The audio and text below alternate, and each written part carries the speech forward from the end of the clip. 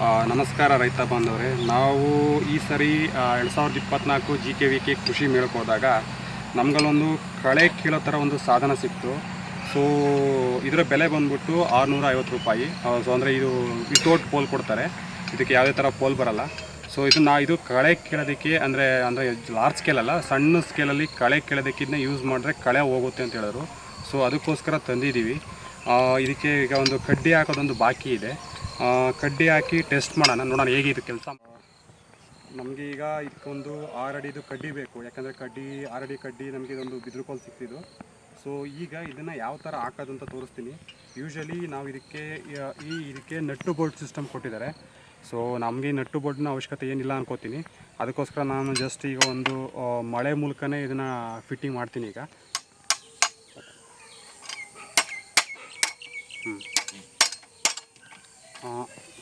So ಈಗ ಇದಕ್ಕೆ ಕಳೆ ಕೀಳೋ ಸಾಧನಕ್ಕೆ ಕಡ್ಡಿ ಹಾಕಿದ್ದೀವಿ. ಸೊ ಕಡ್ಡಿ ಹಾಕಿದ್ಮೇಲೆ ಇದು ಈ ಥರ ಬರುತ್ತೆ.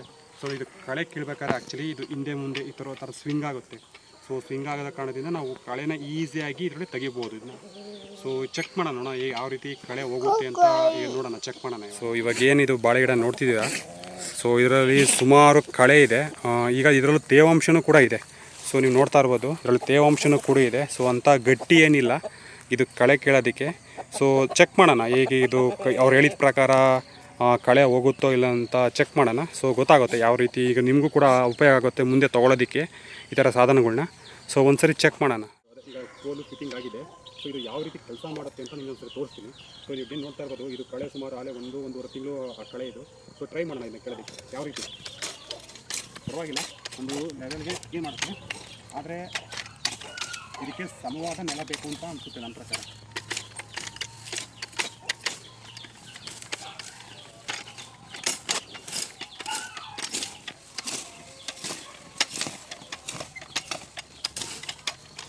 ಇದೇನು ನೋಡ್ತಿದ್ರಲ್ಲ,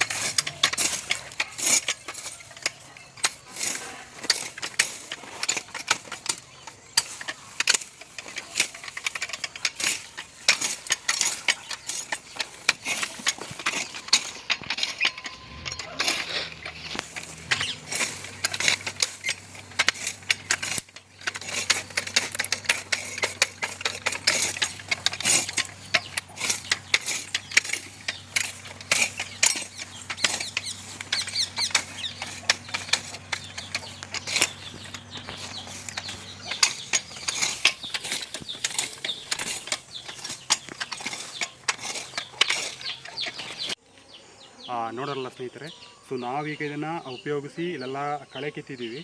ಸೊ ನೀವು ನೋಡ್ತಾ ಇರ್ಬೋದು.